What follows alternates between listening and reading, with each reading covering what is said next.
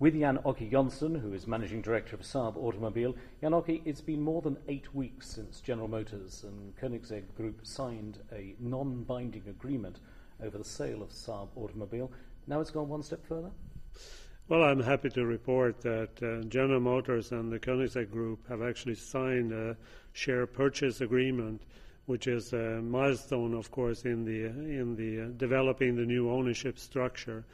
And whereas there are still some issues to resolve that will be resolved in the next few months, this is, of course, a very important step in order to secure a bright future for Saab. Now, crucially, does it mean that there's enough money on the table for a viable Saab for the future? Well, it is, of course, so that securing a new ownership structure together with financial support from General Motors and the Swedish government, we have secured the future for Saab and the developments for Saab going forward. And will conclusion of this deal really secure Saab's future and the jobs at Saab, which are very important?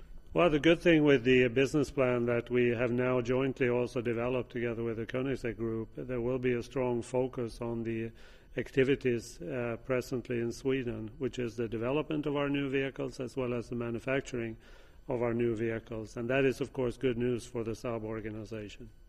Obviously, these negotiations have been between General Motors, Saab's current owners, and the Koenigsegg Group, but how involved have you and your team at Saab been in the process? Well, we've been fortunate to be a part of this process already from the beginning, from the time that we developed the prospect, as well as the presentation to different potential buyers, as well as, of course, during the negotiation, the development of the business plan. And up to this date, we have, on different levels, been heavily involved in all the discussions taking place. Now, back in February, Saab filed for legal reorganization under Swedish law. What happens to that process now? Well, the current extension of the reorganization expires on August 20th, and we have decided that we will not prolong that. We see that we have achieved everything we set out to achieve in our reorganization plan, related to dimensioning the organization properly, creating a better balance between supply and demand, reducing our inventory, as well as, of course, restoring our balance sheet by achieving a composition, writing down our debts by 75%. So now is the time to exit the reorganization as we have achieved all of these objectives. So new owners, new organization, reorganization, what does the future hold for Saab?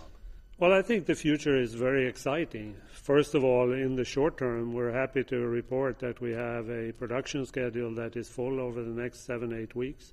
At the same time, we're now starting the launch of our new products, starting with the 9.3X this summer, followed on with the 9.5.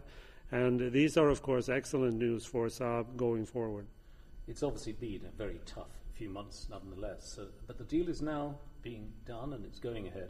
What's life like at Saab right now?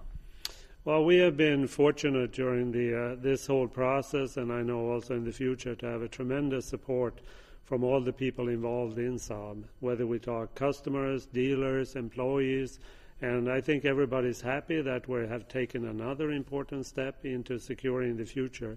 So we have to continue to work on what it remains to close this deal, but for the time being, I'm very happy.